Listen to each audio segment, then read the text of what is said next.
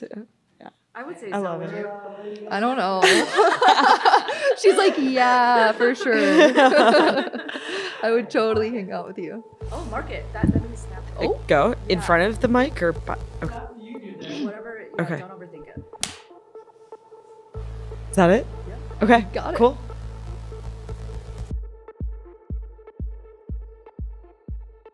Hi. Welcome to another episode of Between Two Chains. I'm LDF, and my guest today is Jill Gunter from Espresso. Welcome, Jill. Good to be here. Thank you. All right, let's get into it. Your head of research, Sabrina Carpenter, once wrote this about interoperability. Switch it up like Nintendo, yes. Say you can't sleep, baby, I know. That's that me, Espresso. Yes. Can you tell us how this deeply technical insight inspired the Espresso team's transition from a shared sequencer into whatever it is you're doing now? The main thing I would touch upon there is we're inspired by the Nintendo aesthetics. Yeah. It's It was really influential on me in my youth, and I just really wanted to bring that into the Espresso brand. wow. It's insightful. Thank you. It's deep. Okay, Starbucks says there are 170,000 ways to customize a drink.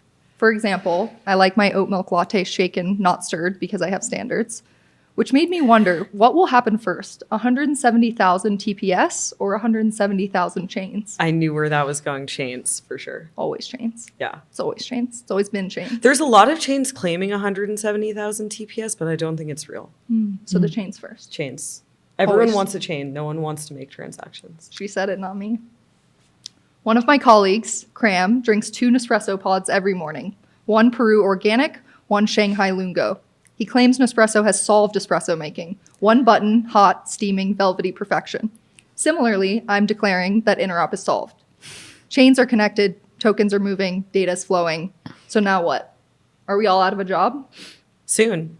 Soon. God, I hope so. Oh. I'm tired, boss. How much longer? I don't know, a few more years. What do we do next? We Don't have ask. time for that. Okay. Not now. Sorry. Final question.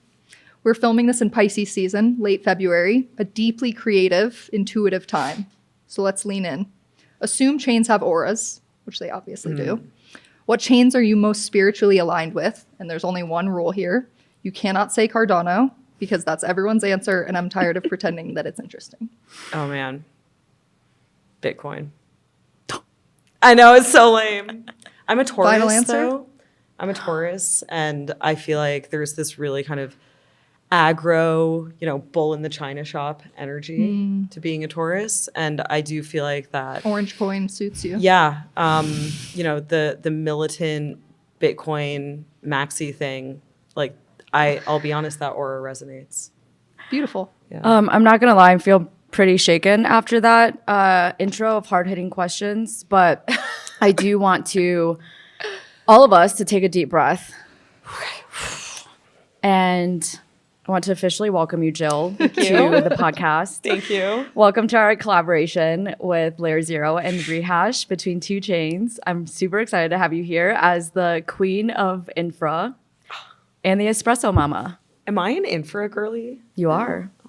We talked you know about that this about on the last yourself? episode of Yeah. Rehash, remember? Yeah, that's right. Your I journey never thought I'd towards be an infra. infra girly, but here I am. But here you are. It's like infra for infra too. It's not even just infra. It's not. Tell us what infra. that means. What is infra for infra? Yeah, I think of it as kind of this new category of chain that is building for other chains. So like Celestia is in this category, Okay. right? Where they built a chain that's specialized for data availability that serves all of these other chains, all of these rollups, sovereign rollups on Ethereum.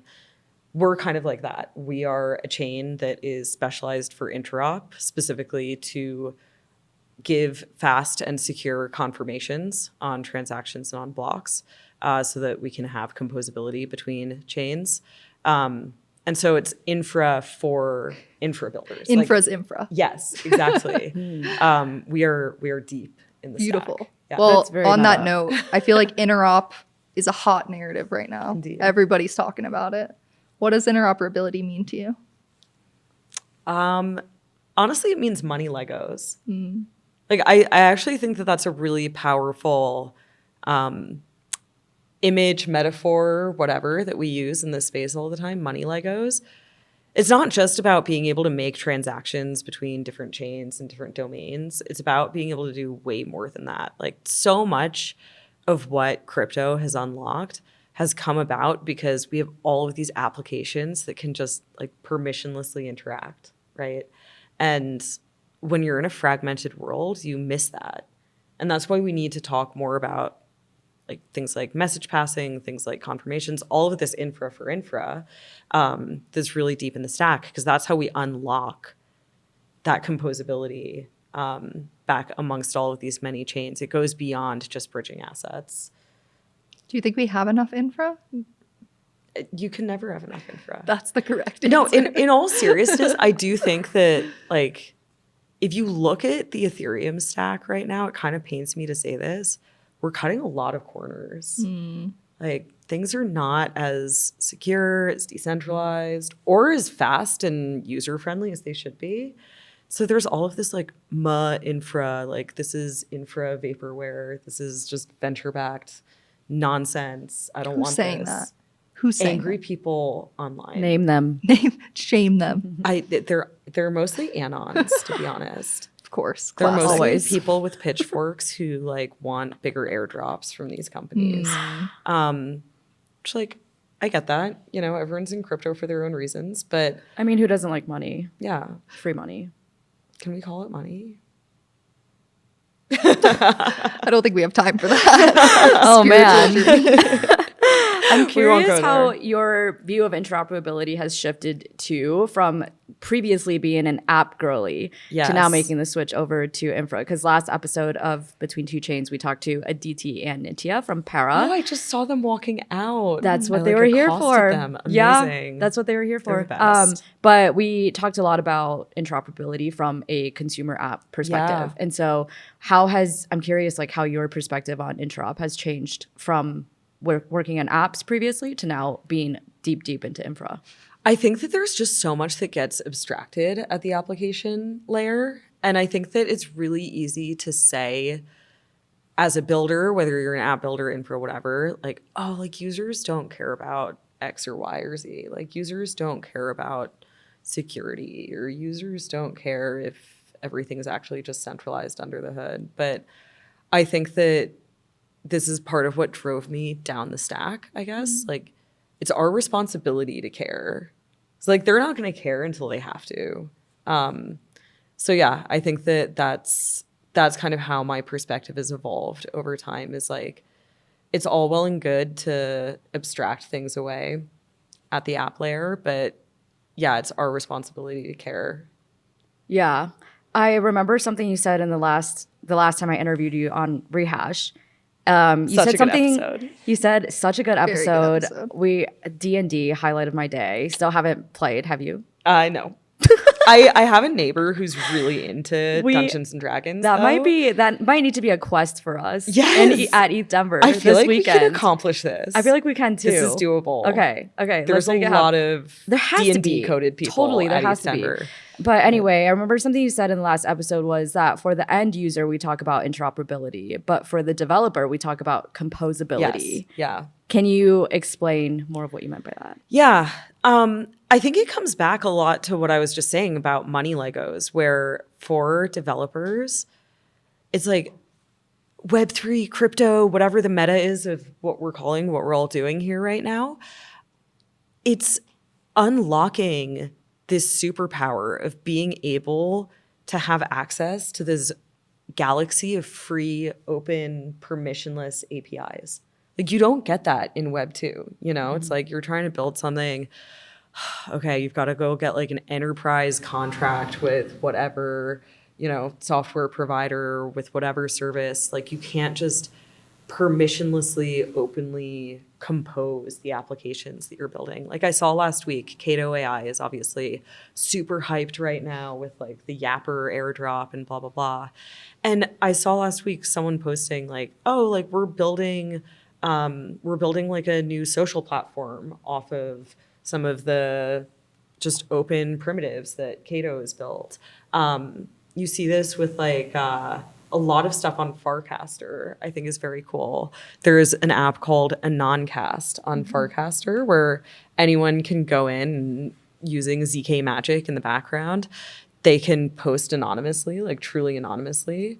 And one of my friends, one of my colleagues, Ellie, posted something that used that and then also used this other application called Bounty Caster to post an anonymous bounty to, like, with a riddle, like, to discover her identity. And I think that there's so much cool stuff. Those are kind of like maybe more kind of like early stage or like game-like examples, toy-like examples, but there's so much cool stuff that's unlocked by composability for developers.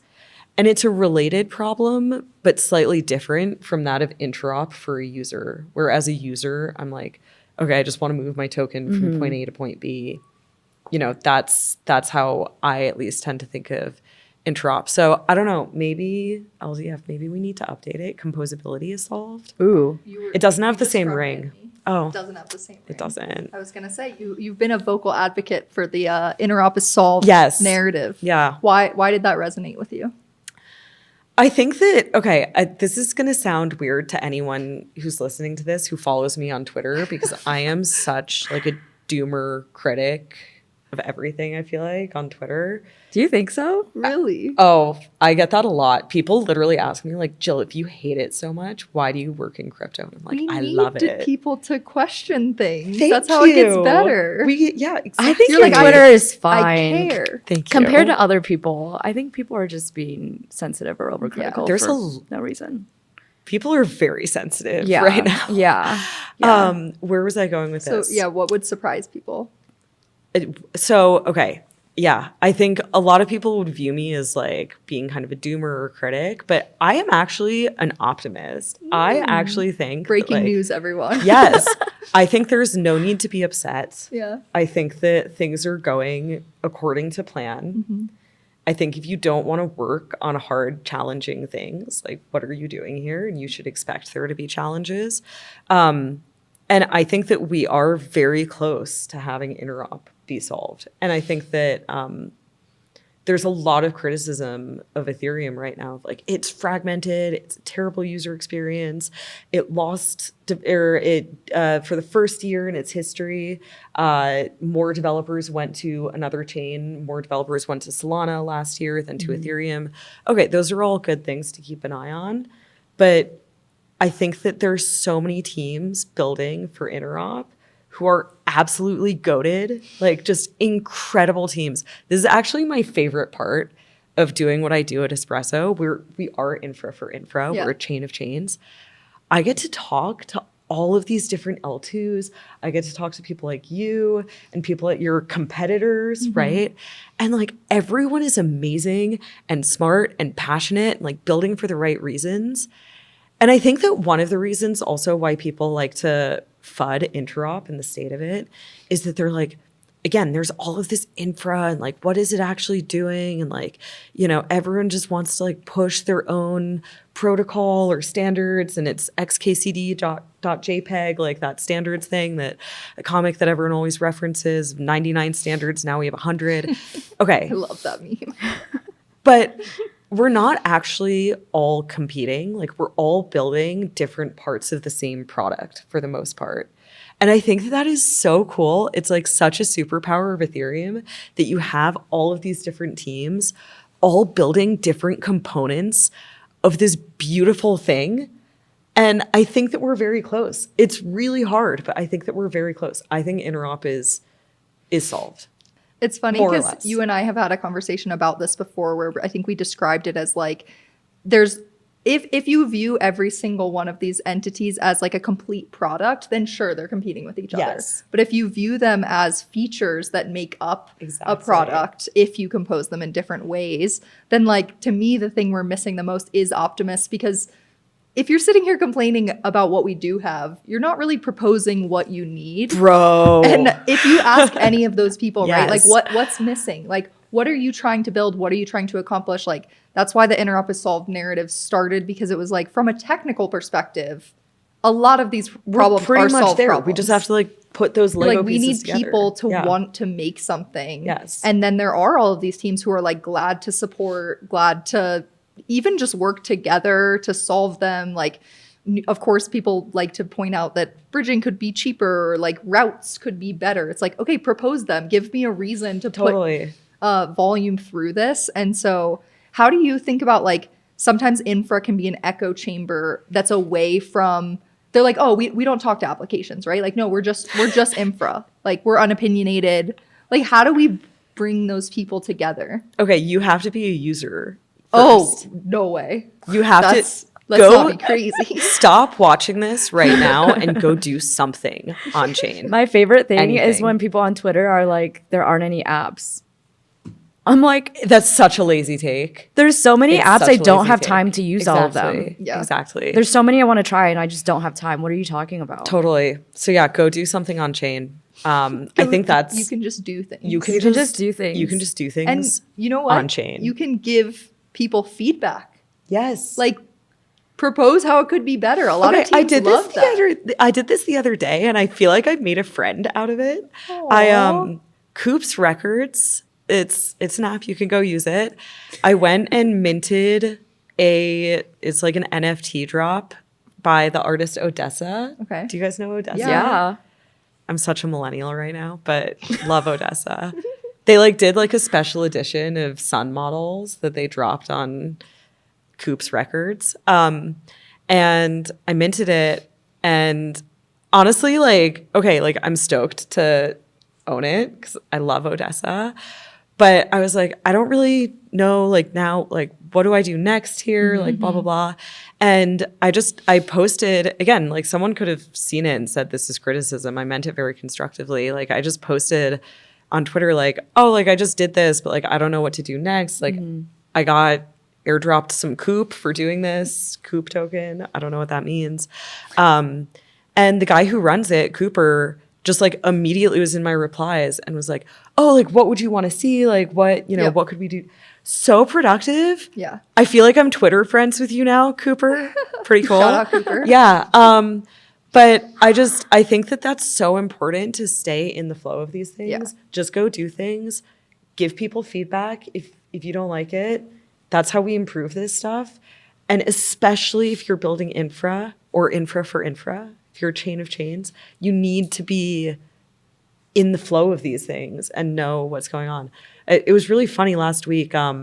Tolly, the founder of Solana, tweeted something. I don't know if it was a joke or not, that like he doesn't use the chain because of his position. And just like everyone was dunking on him. I find that hard to believe. I think that he does. That reminds but- me of the Ethereum Foundation too. Like Oh, trying girl. to defend themselves. Yeah. Guys, we sell ETH and we have to pay people. Yeah. Yeah, no. But that's the real. difference That's between real. like having constructive criticism, like you said, because you are actually trying to use things. Yeah. As it's 'cause opposed I to- care. yeah, Yeah. for real. Okay, I'm just trying to get all of this like organized in my head. What it sounds Sorry, to me I'm like no, wandering. I'm sorry. I love the tangents. What it sounds to me like is almost like composability leads to interoperability. Would you agree with that? I would agree with that. Yeah. And it sounds like composability, which is the problem that developers are trying to solve from an infra tech perspective, that has mostly been solved. So the Yes. whole interop is solved thing that's what we're talking about. Is like composability has been solved. I think I would say all of the components exist and are in varying states of maturity, but are coming along quite Yeah. quickly. I think that what we haven't done yet, though, actually, is assemble all of those components Gotcha. together. So, like, we have message passing protocols like LayerZero that could be, and you can use that as a standalone product today. It could be made more secure by using a confirmation layer like Espresso instead of relying on a centralized sequencer pre-confirmation. This is not just about LayerZero. This is every interop product that you use relies on a centralized pre-confirmation today. So like we have these two components. Yep. And Espresso is live in production. We're, gradually decentralizing the network further and further. We have chains integrated. You guys obviously have been killing it. LayerZero has been live in production. It has tons of usage and a great history and track record. We are not yet like working together yet, but like we're two components of this big product that solves interop. And there's so many examples of this, right? That I think that we're so close to just assembling all of those pieces. So would you say the reason why there's haters out there that are like interop is not solved? And I see what, like from their perspective, it's like as the end user, there are still a lot of roadblocks when I'm trying to interact with a new app even on Solana. Like if I'm mostly interacting on Ethereum and I'm trying to use an app on Solana for the first time. Huge pain. I swear like once a year, I see a cool new app on Solana that I want to use. Was it Trump coin? I'm kidding. How'd you know? and I realized that I have lost the private keys to my Phantom wallet. And so I spin up a new Phantom wallet. I put in another like $20 so I can just play around with this app. And I've done this once a year, like without fail. And so I get what people are saying with like interop is not solved from the and then end you've got to user get enough perspective. tokens to pay the gas. Totally. And but then to get the tokens to pay the gas, you need tokens to pay the gas. It's like it's terrible. So the gap between devs thinking that interop is solved and end users being like, no, what are you talking about? We're not even close. Like it's so interesting though, because like to me, this problem is because you just described a problem that touches 3 to 4 different projects and or protocols where end users have no direct line of communication with any of these teams. Like you said, you tweeted about an application with which the founder can respond to you and actually change that UX pretty quickly. And a lot of times, like, I mean, infra's famous for this, but it has a hands-off approach, right? Of like, no, we talk to developers. Yes. We don't talk to end users because we don't build user-facing applications. And meanwhile, the people who are actually struggling through these different hoops because they're trying to do something on chain, they're just lost. And then you churn and you do this again in 6 months to a year. And meanwhile, application developers are like, where are the users? Yeah. No, And that's spot on. It's like, I have been such an advocate for the past few years, and there have been little blips where I felt like we got close, but like, I want to see more, whether it's like hackathons or like user research, because a lot of the users in crypto are still employees of companies that build a product, right? Yes. Like, I don't need to go be a founder. I don't need to go like build an application myself in order to contribute by having used things because I care. Yeah. Right. And so it sounds like the gap there is just all of these infra projects not really communicating with each other, not working together. They don't know how yet. because they're unopinionated. And so it's like, again, we can have all these different recipes of money Legos that can fit together, but it's theoretical because we need someone to take that and carry it on to go actually build it out into an application. Gotcha. And I think that work is starting to be improved with the investment into more like, we joke about having a narrative team and not a marketing team, but like we had a discussion about doing like a workshop where you can say like, hey, let's talk about what components go into a gaming application or like these different vertical, as opposed to just being like, hey, we gave you something that you can make anything with, and people are like, give me one example, and you're like, no, that's on you. I think you're spot on that we need more hackathons. We need more emphasis on how this goes all the way up the stack into the applications themselves and the interfaces. That's when users will feel like interop is solved. Yeah. And For like now, application LDF and I will just keep developers, saying I it. know, right? We'll just keep shouting into the echo chamber. Yeah. No, but I think like that's also the responsibility of a lot of these teams to go talk to people who, to your point, like don't need to care about the low level primitives that are, because we've spent so much time working on making sure they are secure and permissionless and immutable and all these things that we know are value propositions in theory, but in practice, for someone who like wants access to data, you're like, you don't need to do what we're doing. You need to do everything else.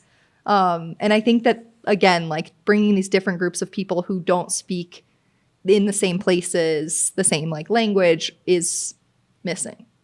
I think that's spot on. I think it is an interesting challenge though, because if we don't speak with enough nuance about what we're doing, what we're building as infra builders working on interop, then again, everyone buckets us together and it's Totally. like, oh, like Espresso and LayerZero, you guys are like competitors because you're both working You're on like, interop. no. Like, no. So yeah, I think it's a lot of it's a question of just education also Yeah. of developers, and then packaging it up and, as you say, bringing it. Yeah, who do To we app need to go talk builders. to? Where do we find them? Yeah. I think they're maybe at the Spork Castle. Oh, What is that? Where does that come from? I have no. A spork? I don't know. Do you know what I'm talking about? Yeah, I've got The a spork. ETH Denver, Yeah, like- I have like a physical huge golden spork in my house. Why? What? From where? From East Denver. Denver. What Why? year? I don't know. maybe, Vintage. like a couple years ago. So funny. I love that. I love that for you. Toby gets one of those like bufficorn. No puffy- way. Or last year was Oh like my a spork gosh. whale. I love Did that. you see that? Yeah. Oh, I mean, I saw the mascot. I did Yeah. not. They make. I I did not plushie acquire of it one. Oh my every gosh. year, and we Okay. acquire one for Toby every year. Maybe 'cause I'll he's get our one for my child. dog. You should get one. Can Or I for your just tell child. you? Oh yeah. You have a real yes. child. Oh my gosh. Yes. I can also bring her toys. Great call. It's like I have a fake child. You have a real child. Can I just tell you guys, I was speaking at ETH Denver yesterday, and I spent like a good 20 minutes wandering around different areas being like, do you know where the regenerator stage is? And everyone was like, oh yeah, like you just go take like a left at the Buffy corn Oh and then my follow the God. Rainbow Road. And I was Follow like, the rainbow road. I'm not kidding you.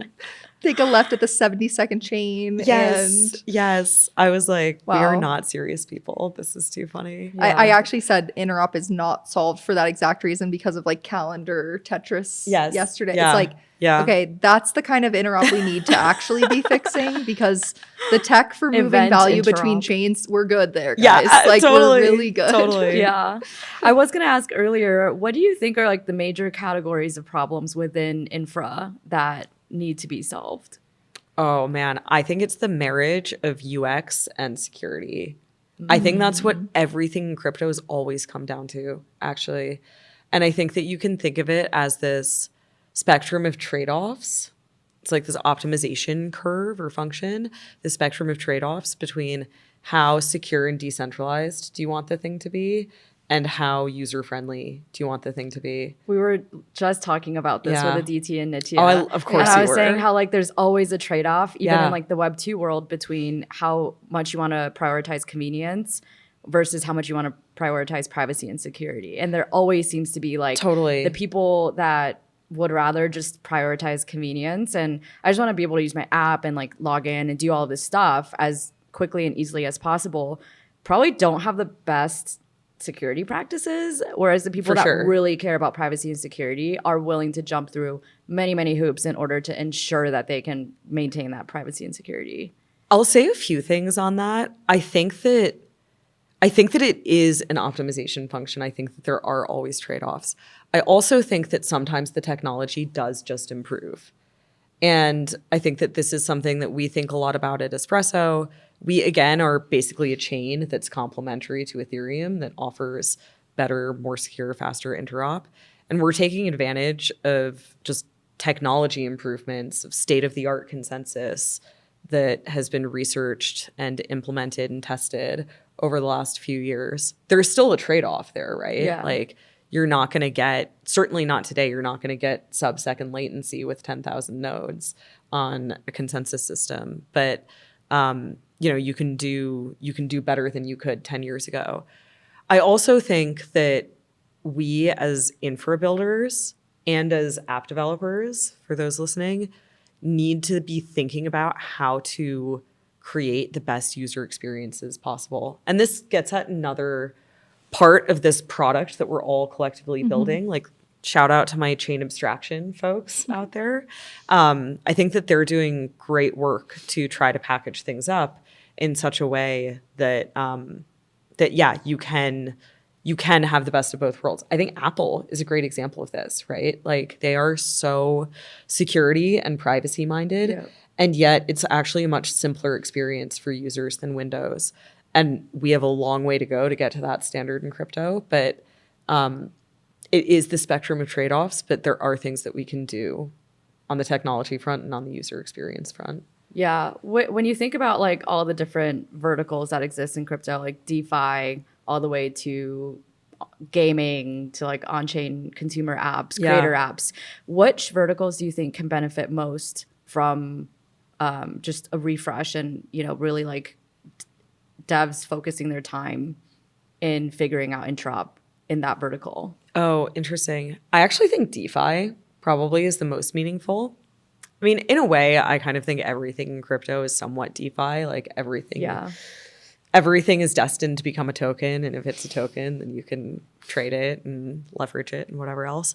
But I think that the notion of composable finance is so powerful. Maybe it's because maybe that's also kind of my background. I come from Wall Street. That was how I got into this space. Working on Wall Street, I think, kind of radicalized me, and I came across crypto. But, you know, on Wall Street, everything is such a walled garden. Mm-hmm. You need 18 layers of permission to do anything in TradFi. Even as a retail person, just like opening a bank account can be a huge pain versus the user experience of spinning up a wallet. Let alone if you're trying to compose things in TradFi. And I think a lot of people in this space do come from Wall Street, where they felt that pain, or they do come from a fintech kind of, you know, Web 2 fintech background, where they felt that pain. They felt the fact that things were not interoperable, things were not composable with each other. So that's where I see the most potential. I do think that some things like certain types of gaming chains, et cetera, like they can probably get away a lot longer with living in a silo. But I think even for those use cases, ultimately, they're going to want to compose with the rest of the Ethereum universe. It's so interesting, though, because as you said that, I started to think about how we see, like, on one end of the spectrum, that's a value proposition for end users who feel that friction, right? Like, again, in the last conversation we had, we talked about how the average person probably has a couple of different credit cards, a few different bank accounts. Maybe they opened a 401k with a company that they were with. Maybe they have a joint account, like, and then you're adding a bunch of on-chain, like, versions of the same thing. And so, like, for an end user, you feel that, like, my money is my money. I should be able to have access to it when I want it. But for the companies that build those products, there actually is a lot of incentive for them to keep you within their ecosystem. Within the walled garden. And I feel that sometimes in crypto, where companies haven't necessarily figured out who their competition actually is. And so that's, to me, where sometimes the interop conversation feels like it's a little bit circular or falling flat, because it sounds nice in theory until all of a sudden, like, we see this a lot with chains specifically, right? Like, okay, I want people to easily be able to bring money into this ecosystem, but I don't want to talk about bringing it out. Yeah, absolutely. And so again, when like these conversations feel fragmented, where end users actually aren't centered, because that's where the leverage is, right? Like, if a user says, I need and I will only use something that I feel like I have control over. But if there's no users, then we can just keep pushing that out. We need further. people to say that. Yeah. That's why we have to go be the users. Wow, that's totally weird. It's almost like we should record something. I think that that's spot on. I think that I think that we need to go be those users and advocate for those experiences. What stage are we at with, like, because we're at ETH Denver right now, like, how are those conversations progressing? Like, I think Solana is the best thing that happened to Ethereum for this exact reason. Because guess what? If we don't figure it out to make Ethereum composable again, Solana is going to keep eating our lunch as an ecosystem. So we can either be okay with that, or we can take a look at what the incentives actually are and think a little bit longer term and recognize that, no, we do need interop. Yeah. Even if you kind of want to build your own little kingdom or walled garden. I mean, even Ethereum itself, right? Like, Diana, you mentioned it. It's easy for people who, quote, are in crypto to be like almost committed to one ecosystem because you do have one wallet, and like it is easier to use. And like Solana to Ethereum route is like the most popular route in all of crypto right now. It's the easiest one, and yet I still can't keep track of my Phantom keys because I use one app a year. And I was just talking to Brittany Laughlin, who works in the Bitcoin ecosystem, and she was like, talking about spinning up a Bitcoin wallet, and I was like, I literally, like, if you told me to spin up a Bitcoin wallet, I mean, she just told me how, but before I touch her. I have not done that in yeah, years. if you were like, make a Bitcoin wallet right now and like do this. Start sweating. But yeah, I didn't have We're no like, we're idea. watching your I didn't screen. have How no are you going to do idea. it? Like, I would need like half a day probably Yeah. to like figure that out. I'm panicking. That Is Blue reminds me of, Wallet I still a watched a session of like onboarding people who have never used crypto before and like watching them struggle through Oh that my process. gosh. That would be us. yeah. Like, Mhm. yeah. yeah. Can I tell you? Okay, once a year, I like try and figure out what all of the wallets are and whatever. And my husband has this running joke with me that he walks in and finds me like lying on the floor catatonic because I can't figure out Yeah. how to get into some godforsaken wallet that I'm convinced has generational wealth Yes. trapped in it. Yes. Convinced. None of them do. Okay, but I'm still waiting for that moment. it's- oh my gosh, it's terrible. Mm-hmm. It's we can't expect We can't live normies like this. to do this. No. And We should want better for ourselves, you know? absolutely. And that experience of going cross chain, it's so relatable. I tried to participate in an Echo sale a few weeks ago. Have you heard of this platform, Echo? It's sort of like Yeah. crowd sales for equity. And people are saying it's the future of you don't have to go to venture anymore. You can just raise from the masses. Anyway, I needed to deposit into it from Base. And the last thing I tried to do was something on Polygon. And I was trying to get my money from Polygon to Base. And I literally missed the sale. It sold out. I've heard this so many times. It sold out in yeah, the time like that I should was, not be that Yeah. difficult of a thing. I've been working in this space for 10 years. I was like, I honestly had a little crisis. I was like, how am I still so bad at this? Yeah. This is my It's not a you confessional. problem. I was It's so not a you embarrassed. problem. I was like mortified. How am I still so bad at this? Mark. So interoperability is not. Listen, God. the whole point is that the God. tech exists. The tech exists. Like, Like it's there. We're so close. We're so close. Don't go there. don't do us like that. Yeah. Come on. I'm just free trying girl. to make. I'm trying to make all the Jill haters not come after her because That's I'm like, so she's not a true. doomer. I'm gonna outdoom her Yes. so that everyone She's can like- see what she's an like, I'm the optimist she doomer. is. Yeah, I'll take the hit. Thank you. I love it. Perfect. Well, I know we're coming up on time, and this is something we could keep talking about for clearly a long time. There's a long list of things. Yes. But if you had like one ask or like wish for the people working in crypto in order to move interoperability forward, Yeah. like what is it? Oh, I'm just gonna earnest post here. I'm Do gonna it. be very earnest with this answer. Earnest post. I think just remember why you're here. Look, if you want to build, the fastest, slickest user experience for some application that does not need to be on a platform that's unstoppable and composable and permissionless and all of these things that we're building for with decentralization, please go do that in Web 2. You will have a much easier time. But if that's not you, if you do want your application to be unstoppable and composable and permissionless and decentralized, then remember that and take a good hard look at the stack that you're building on and make sure that it is those things. Amazing. Earnest post. I love it, Jill. Yeah. Where can people find you if they want to Oh, follow I up with am you unfortunately extremely online. and like all your tweets? Yeah, and you not can- hate on you. You can find me at Jill R. Gunter on Twitter. Don't be mean to Jill. We will Yeah. find you. We will find you. LDF and I will find you. I'm also very online. I will find you. Yeah. Same. When you're being mean, this is who you're Yeah, being this is mean who you're to. being mean to. Maybe that- a I don't good- know if a that's- long hard look at this. Amazing. Well, thank you so Thank much. you, Jill. Thank you both. This is Between Two Chains, and Interop is solved. Interoperability. Boom.